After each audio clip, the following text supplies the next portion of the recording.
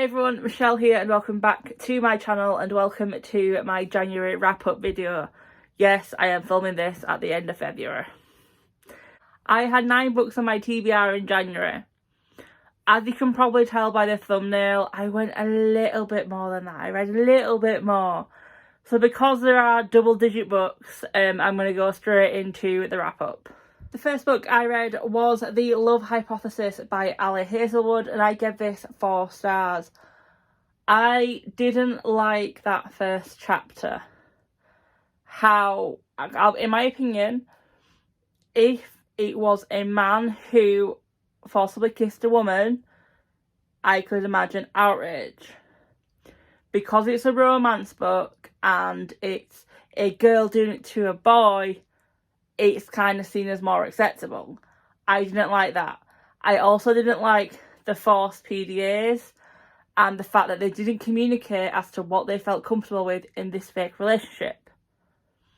However, that changed once I started seeing this become a real friendship and it started to help them both and you could see it develop into a real relationship.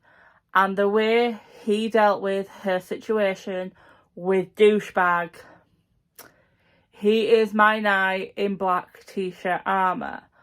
Also, the ex, scumbag, I'm really sorry. He's in love with my best friend. He likes my best friend. No girl. He's a douchebag who wants all the women and doesn't want you with this guy who seems head over heels in love with you. So yeah. You can probably tell from my channel, I don't read a lot of romance books. I did enjoy it. I did. Even though the bits I didn't like, I didn't give it 4 stars. I have pre-ordered Ali's second book, Love on the Brain. So who knows, this may be one of my go-to romance authors. The next book I read was Empire of the Vampire by Jade. I gave this 4 stars. Again, I'm going to start with what I didn't like. I think I'm going to do that this whole year. This could have been cut down so much. The pacing in this book was horrible, and especially in the first couple of 100 pages, probably even 300, there were some things that you didn't need to know. And I didn't like the hopping between the same story at different parts. I didn't like that. Also, Gabriel, the historian. I did not like him. He was just an annoying git, I will say, because I felt you were just getting into the story, just getting into what happened, and explain it to me like I'm a child, Gabriel, and Gabriel explained to me like I'm a child. You are not a child. You are meant to be this 100-year-old whatever vampire. You shouldn't need explaining to you like a child. That being said, once the pacing kind of settled itself off and you kind of realised, oh, there's not going to be another 500 characters added, because that was another thing I didn't like, all the extra characters. I got into the story. I liked it. I can imagine this series being dragged out a little bit to get to this ultimate goal. I know technically we get the story in here, but I can't see what the bigger picture is.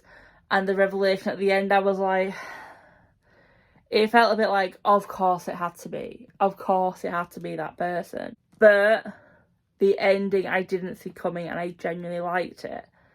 While it is a 4 stars, it is a weak 4 stars. I'm going to be honest. Before I got to halfway through, I was considering DNFing this book and giving it to a colleague. But if the second book doesn't improve things like the pacing and this Gabriel character, I will be not carrying on this series, trilogy, whatever it is. Also, why is there random French words? Is this inspired on France? Is it on France? By France? Good gosh. Yeah, it felt a bit disjointed. So yeah, a weak 4 star. Yeah. And the third book I read, and my first 5 star of the year, was Ace of Spades by Farida Abike Iyimide. If I butchered that name, I do apologise. 5 stars. Wow. Literally, because I'm looking at a reading journal to remember my notes. Wow, wow, wow, wow, wow. I did not expect to love this book. So this was, or wherever I saw it online, it was compared to Gossip Girl meets Get Out. I didn't enjoy Gossip Girl. Love's the wrong word, but I loved Get Out. So I was a bit apprehensive about this. I didn't need to be. I adored the character development.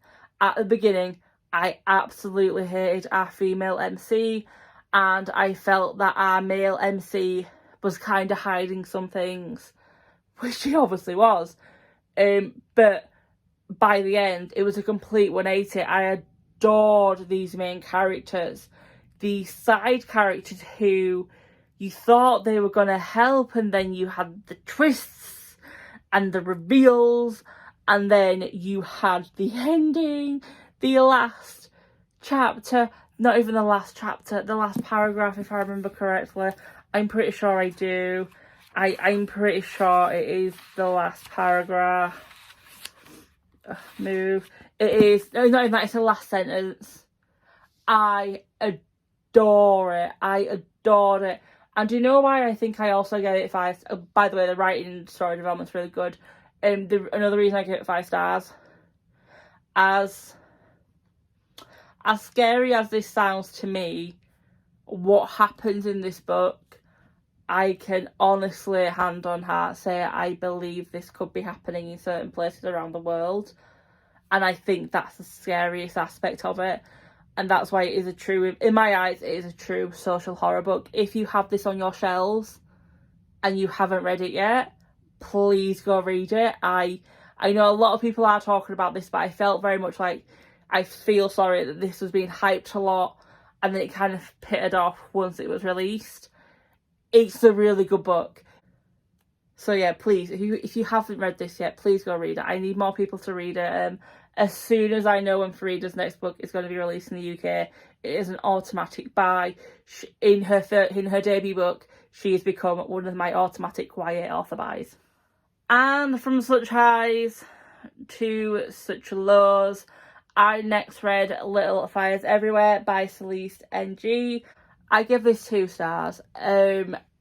These weren't adults, these weren't parents, these were mean girls in adult clothing.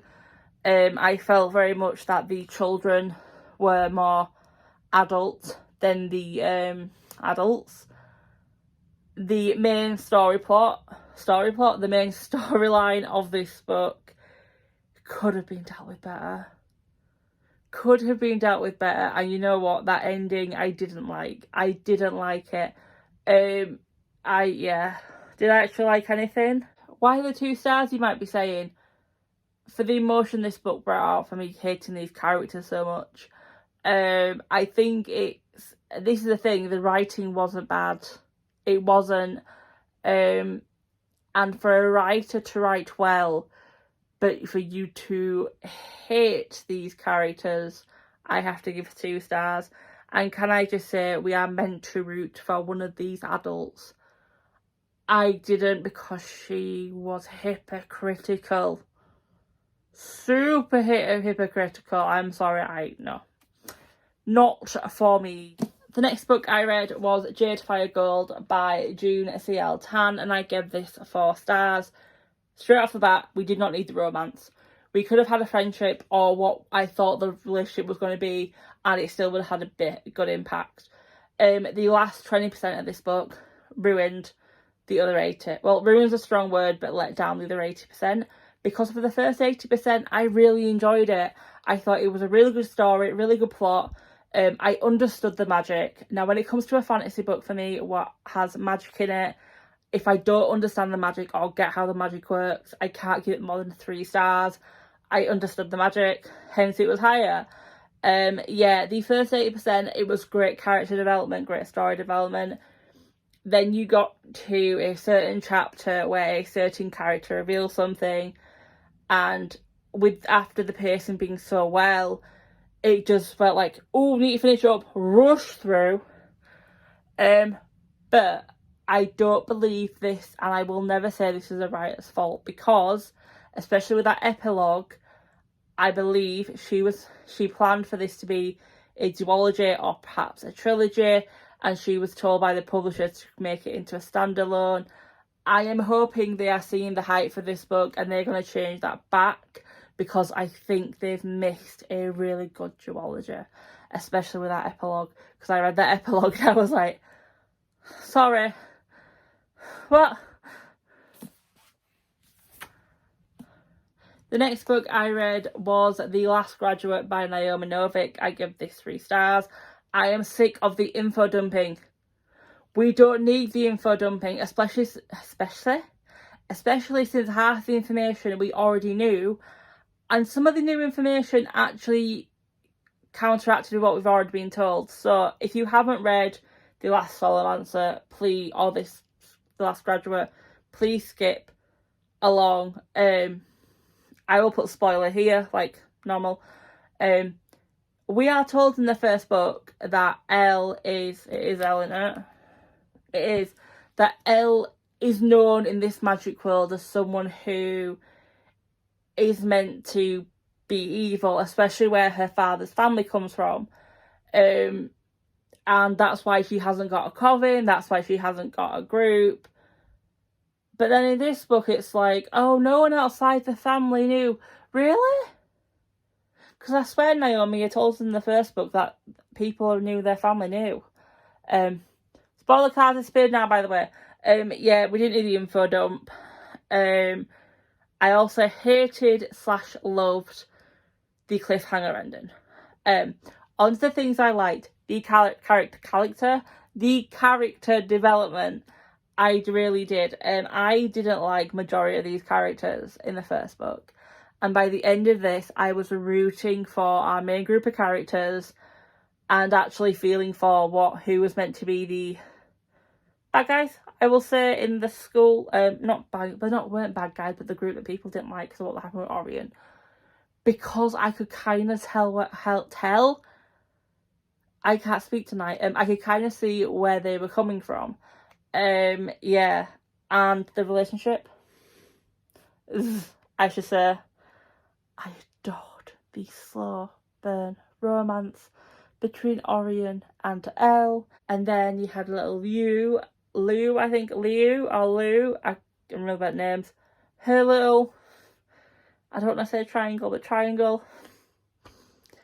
Loved it. I'm going to be honest, I'm only going to pre-order the 3rd book because I think I see an evil arc coming for a character that I didn't see it coming from. And if that doesn't happen in the 3rd book, I'll be throwing away all my Naomi Novik books for this series. The next book I read was Mimik by Daniel Cole. This was a letdown after the Ragdoll series, which was a 4.5-star series, I think, for me. This was a 3 stars. The storyline was okay, the characters were okay.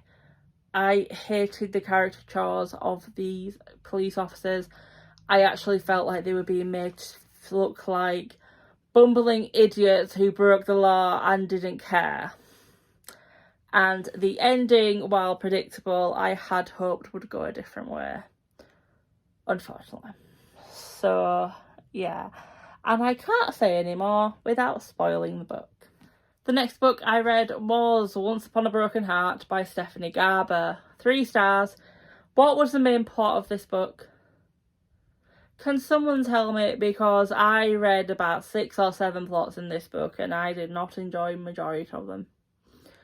I didn't enjoy this relationship that's being developed between Jack and our main character. I just felt it was creepy. Especially with our main character being ridiculously naive. Ridiculously, if I'm being honest. And the storyline with Chaos. Where the frick did that come from? Honestly, can someone tell me? Because that is seriously left field. It came out of 3 fields further right. That's my left, Michelle. Yeah. It was a quick read, but that was because he was jumping between plots. But I think, if I'm being honest, the 3 stars is for nostalgia and what this can be, because I really, really liked the Caraval trilogy. So I will be picking up the second book, but it won't be oh my god, I need to read it book. And then for the last of my planned TBR, I read Under the Whispering Door by TJ Klune. I think I was on a roll with 3 stars, because again, 3 stars. This was a book about processing death. It was a nice story. It didn't need to be about death, I think. It could have just been about coming to a realisation about something. If, well, not a lot of people do know, but for my anxiety, death is a trigger for me. One of my big triggers, and I did worry reading this book, will I trigger myself?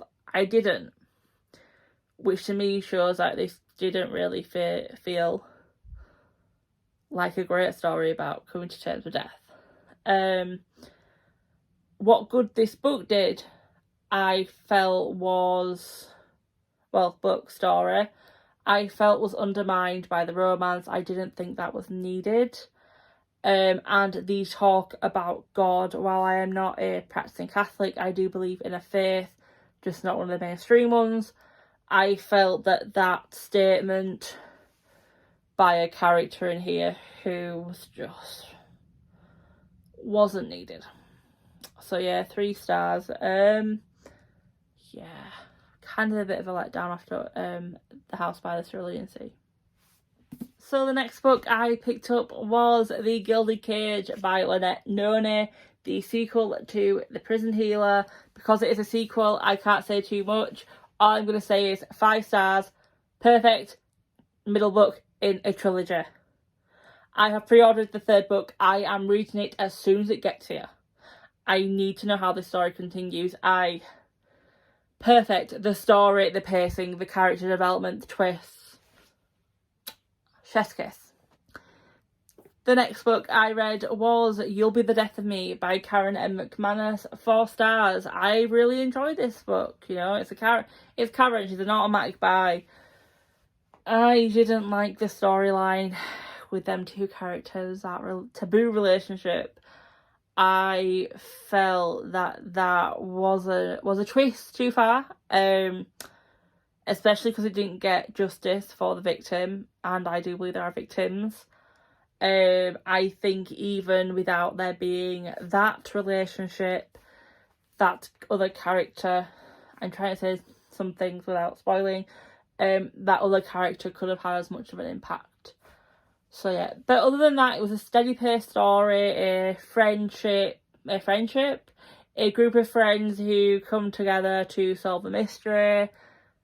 Yeah, it wasn't as good as I expected it to be, but you know what? Karen's still one of my automatic buys. The next book I read was another sequel, and that was Trick or Treat by Katarina Diamond, book 7 in the Detective Imogen Grey series, I should say. 5 stars for the way Katarina handled Adrian's storyline mainly. The rest of the story was good, the main storyline was good, but for me, my heart was pulled in all different directions for Adrian's story. It's a story that's not talked about a lot, that needs to be talked about. And when I realised in previous books this was a storyline Katarina was going for Adrian, I did worry. Even though I knew she was a fantastic writer, I did worry because I'd seen this storyline before, not being treated with the decency it deserves, and she has done that, and she is showing you not just the actions but the consequences and how that affects not only the victim but the victim's family and the people who were involved, either literally or because they were made to be. I enjoyed that, I did, and I do see a sense of justice coming, and I'm going to enjoy that justice, be it legally or illegally. And the storyline with Imogen, I enjoyed it. I enjoyed the main storyline. It is one of when I first started getting properly into adult crime / thriller books, and when I say properly, I mean I dabbled, but I didn't have series that were mine, like my sister reads. Karen...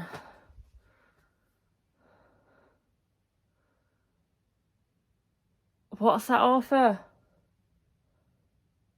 Oh my god, I will put the author down here that my sister reads. And if I'm honest, I tried to read her books and I couldn't get into it.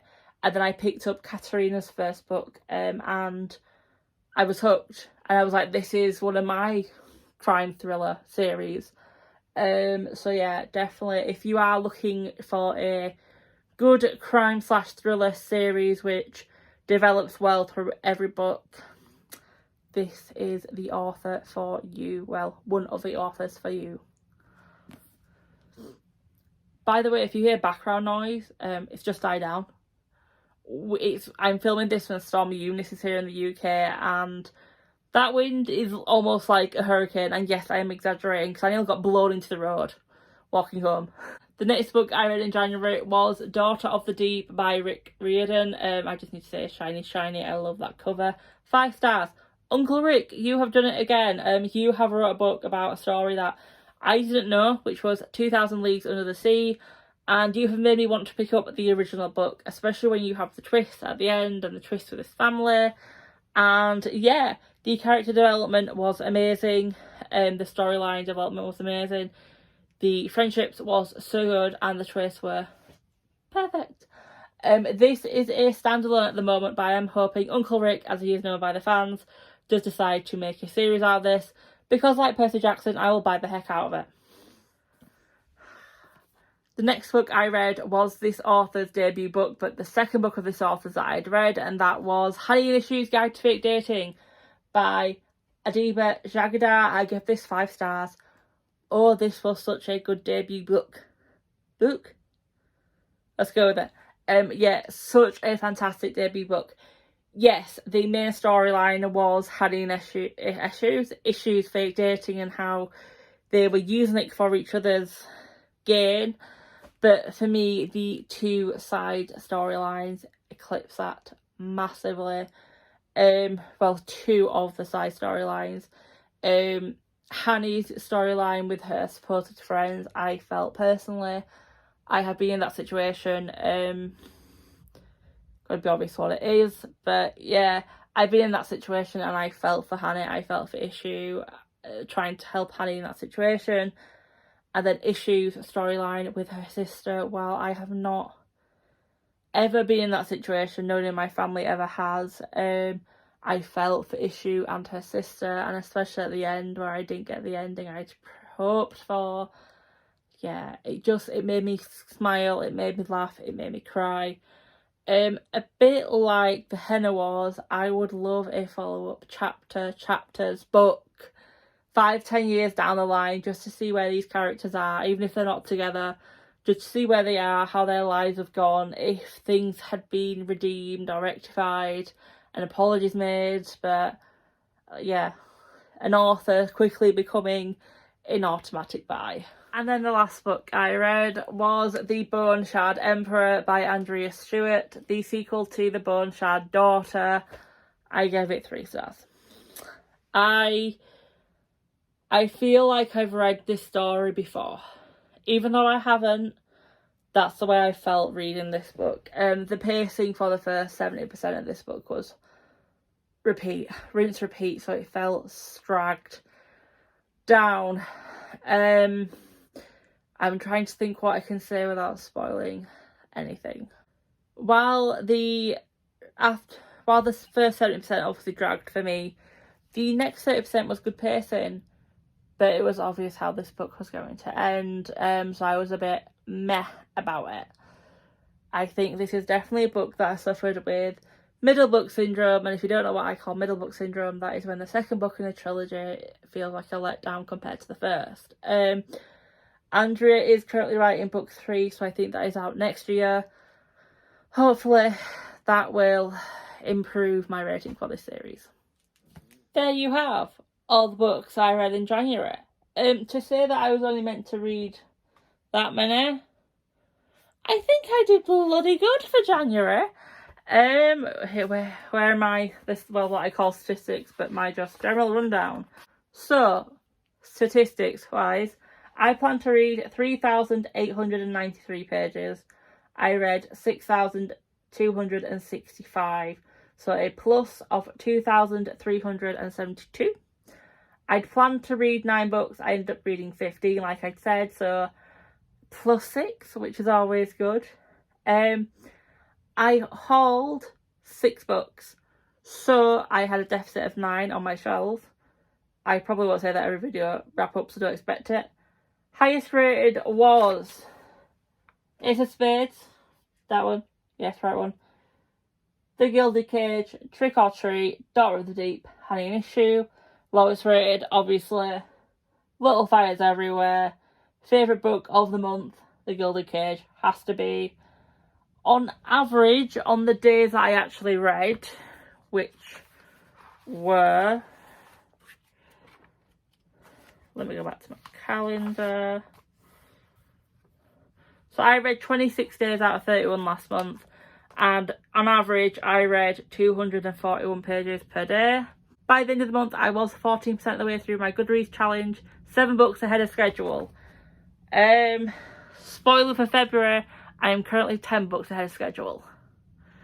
But that was my wrap up. If you enjoyed this video, please leave a like if you are new to my channel. Hi, my name is Michelle. I read a variety of genres. I don't class what I do as reviewing because I just feel it is babbling. But I do think I have improved since last year. If you haven't subscribed yet, please consider doing so. I have a personal goal to reach 50 subscribers on this channel this year. If you don't want to, not an issue. Thank you for watching. But until the next video, bye!